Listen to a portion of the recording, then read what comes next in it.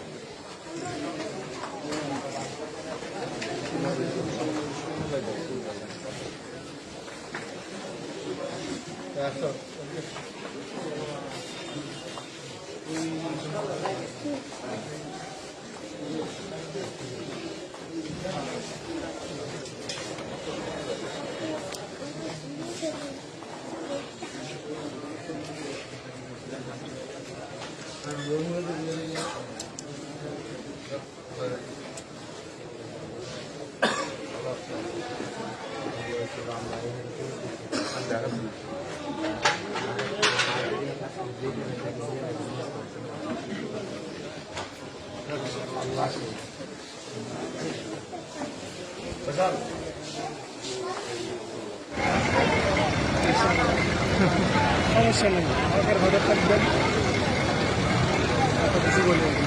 কত কিছু বলবেন,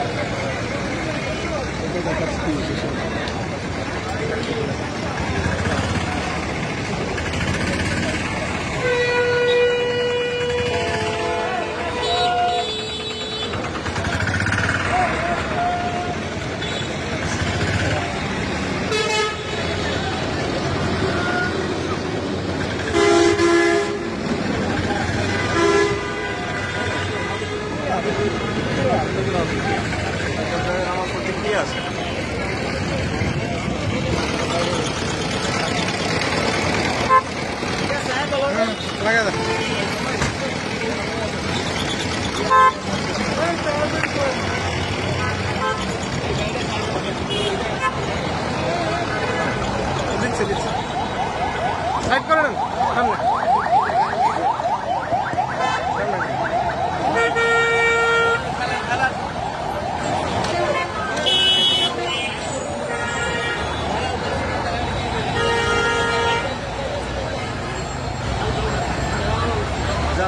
মসজিদ কমিটির পক্ষ থেকে তারা একটা প্রাথমিক সিদ্ধান্ত নিয়েছে যে আগামী থেকে এখানে আর কোনো মিডিয়া, কোনো ক্যামেরা আসা যাবে না। এখন এই সিদ্ধান্তের উপরে আপনারা তো খুশি আলহামদুলিল্লাহ? না কেন? এই যে মিডিয়াগুলো, এগুলো তো আমাদের ক্ষতিই করতেছে। হ্যাঁ, কি বলেন? মিডিয়াগুলো ক্ষতি করতেছে না আমাদের? একটা বিষয় শোনেন, মিডিয়াগুলো এই যে এখানে যারা এসেছে আজকে, আপনার নাম কি? রফিকুল ইসলাম। আপনি আগে আসছেন কখনো? কোথা থেকে আসেন? আচ্ছা, আমি এই ভদ্রলোককে চিনিও না। তার মানে হচ্ছে, আমি এটা এজন্য বললাম, আমি এদের কাউকে তো ফোন করে আনি না। এই মানুষগুলো যারা আসে, আপনাদের এই মসজিদের আলোচনাগুলো, আপনাদের এখানে কতটুকু জায়গা দেন আপনারা? কয় হাজার মানুষ দাঁড়াতে পারে? আপনারা জানেন এই চৌরঙ্গি মসজিদের খুতবার জন্য লক্ষ লক্ষ মানুষ অপেক্ষা করে। এই মিডিয়া কর্মীদের কাছে ফোন দেয়, ভাই এই জুমার খুতবাটা কখন দিবেন? প্রবাসে থাকে লক্ষ লক্ষ মানুষ, বলে ভাই আমরা তো আমাদের দেশে জুমার নামাজটা পড়ার সুযোগ পাই না, এমন পোড়া কপাল আমরা, অন্তত আপনাদের আলোচনা থেকে কিছু শিখতে পারি, শুনতে পারি। যাই হোক, আমাদের মধ্য থেকে কিছু কিছু ভাই তারা হয়তো সেখানে অভিযোগ জানিয়েছে, এটাকে এখানে রাখার ফলে কিছু নাকি সমস্যা হচ্ছে, আমাদের মার্কেটের অনেক মুসল্লি নাকি অন্য কোথাও চলে, অন্য জায়গায় গিয়ে নামাজ পড়তে হচ্ছে। তো সব কিছু মিলিয়ে তারা এরকম একটা সিদ্ধান্তে আসলো। গতকাল মুয়াজ্জিন সাহেব আমাকে ফোন করে ব্যাপারটা বললেন। এখন আমার কথা হচ্ছে, ভাই এই কাজটা যারা করতেছে, এটা প্রাথমিকভাবে আমি তাদেরকে কাউকে ফোন করে ডেকে ডেকে আনছি না। আর দ্বিতীয়ত যারা এটা করে তারা তো আকাম কুকাম কিছু করতেছে না। তারা এই মিডিয়ার এই যুগে যখন সবাই ইসলামের বিপক্ষে, মনে রাখবেন লোহা কাটতে লোহা দিয়ে, আপনি হাত দিয়ে কখনো এরকম করে লোহা কাটতে পারবেন না। ওই বিজাতি মিডিয়ার বিরুদ্ধে এই মিডিয়াগুলোর অবদান কিন্তু অনেক বেশি। আপনাদের এখানে যে আমি দায়িত্বে আছি, বিগত 3 বছর ছিলাম, আমি মনস্থ করেছি আগামী জুমা থেকে আমি আর আসবো না ইনশাআল্লাহ, এটা আমি মনস্থ করেছি। এবং আপনারা আরেকজন নতুন ভালো খতিব এখানে রেখে দেবেন। আমি অযোগ্য অধম 3 বছর আপনাদেরকে অনেক কষ্ট দিয়েছি। আমি এই শোনেন, কথা শোনেন, কথা শোনেন, আমি এখানে থাকবো না, এই মর্মে আমি সিদ্ধান্ত নিয়েছি। আলকাহার রাসূল সাল্লাল্লাহু আলাইহি ওয়াসাল্লাম ফি হাজ্জাতিল বিদা, বিদায় হজের দিন লক্ষ লক্ষ সাহাবায়ে কেরামকে সামনে নিয়ে আল্লাহর হাবিব একটা প্রতিশ্রুতি নিয়েছিলেন। প্রতিশ্রুতিটা ছিল, আলা হাল বাল্লাগতু, ও সাহাবীরা সাক্ষ্য দাও, আমি আমার নবুয়তের 23 বছরে আমি কি আমার দায়িত্ব পালন করতে পেরেছি? সাহাবীরা সবাই বললেন, অবশ্যই অবশ্যই পেরেছি।